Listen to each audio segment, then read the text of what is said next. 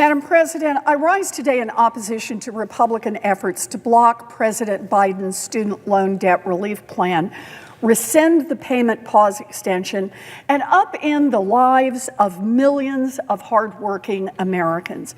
Now, it is no surprise that Republicans have prioritized an effort to block the president's plan to deliver critical relief to 43 million working and middle-class student loan borrowers. Republicans in Congress have shown time and time again that they would much rather deliver relief to giant corporations and protect tax cheats than help working Americans whose biggest sin is to try to get an education.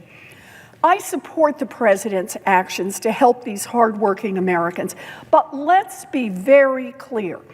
The Republican plan goes far beyond rescinding President Biden's plan to cancel student debt. Republicans could have written their resolution to simply overturn debt cancellation, but instead, they demanded something that is much more extreme. The Republican proposal would void the student loan payment pause that was in effect from last September through last December during the pandemic. This means that if this CRA passes, it would rescind the president's plan to cancel debt for families that need it most. But it also means that everyone whose payment was paused would immediately owe 4 months of back payments plus interest. Republicans are asking Americans who benefited from a pause in payments to immediately pay back potentially thousands of dollars to Uncle Sam. Nearly 40 million Americans who are saving an average of $233 a month from the pause would be called on to cut a check to the government for months of retroactive student loan payments plus interest, all because they relied on the United States government's statement that their loan payments were paused. This extreme Republican resolution would harm millions of hardworking Americans. But there's even more.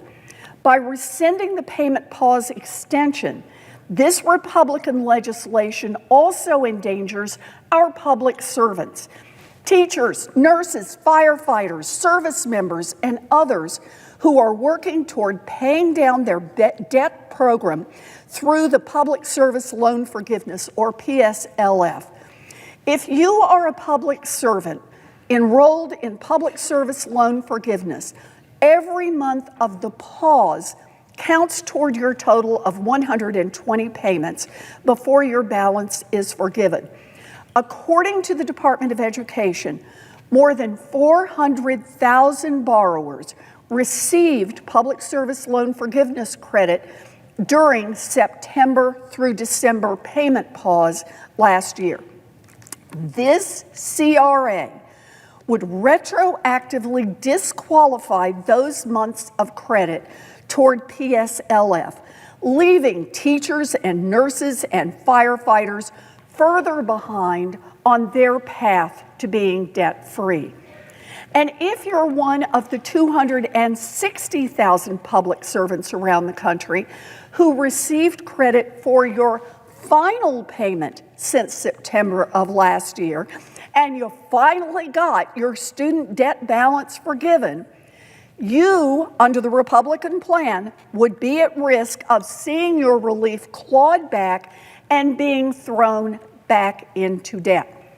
Just to give an example to that, in Massachusetts, more than 5,500 public servants across our Commonwealth could see their loan balances restored, so they owe the money again.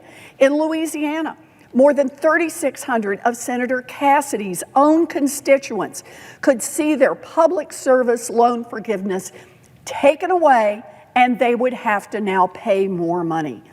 Republicans have tried to sell this CRA as their attempt to block President Biden from canceling up to $20,000 of student debt for the working families that need it most.